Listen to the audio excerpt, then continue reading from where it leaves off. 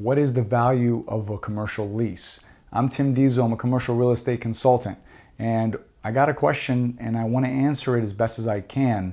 It was from a residential agent. He was asking me, how do we determine the value of the lease? So I'm going to try to explain it over here. I don't do a lot of editing or graphics or anything on my videos, but I'm going to do the best that I can to give you as much information. And hopefully this will be a good way to kind of give you the idea. Okay, so let's suppose you have a distribution center and you have a warehouse and you're leasing to this center, all right? And let's just suppose you're charging them $50,000. Forget about everything right now. Forget about property management fees, forget about all that. This is simple, clear cut.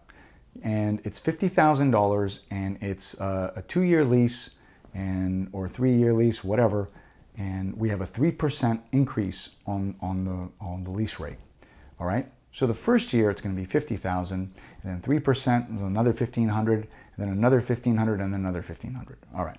So the value of that lease at a 5% return is different because the value of the property and what the investor is willing to pay for just depends on what they want to invest in, right? The management structure, the lease structure, is it triple net, is it absolute net? It just kind of depends on what it is. But for this example, let's just say it's a 5% return on $50,000.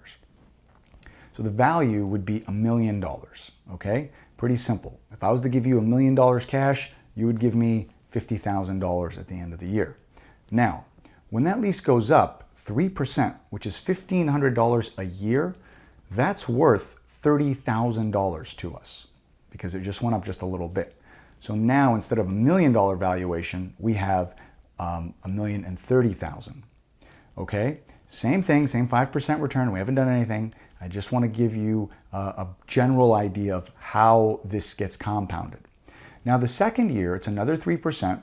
It's going to be a little bit more than 30,000, but we're going to just keep 30,000 just so we keep numbers simple and we don't confuse everyone. So the lease went up another 30,000, right? The value of that lease. So now it's 1,060,000. So a 3% increase is a really big increase. And it just kind of depends on how much increase you're doing and how long the lease is. So if it's if it's a 10-year lease, like let's say you have a gym or someone in there, like an MMA boxing studio, well, that's going to take a long time to reach your $1 million lease valuation.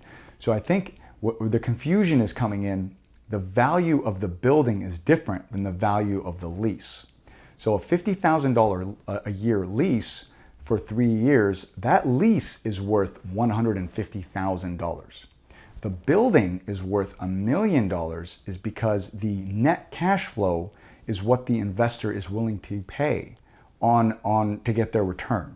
So let's not get too sticky on that right now.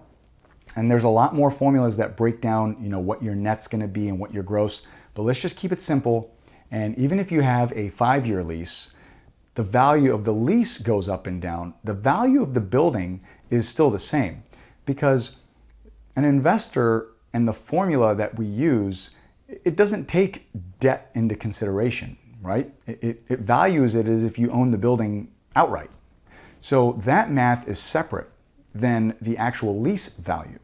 So I hope that made things clear. If it didn't, please let me know and I'll do my best to do it again for you.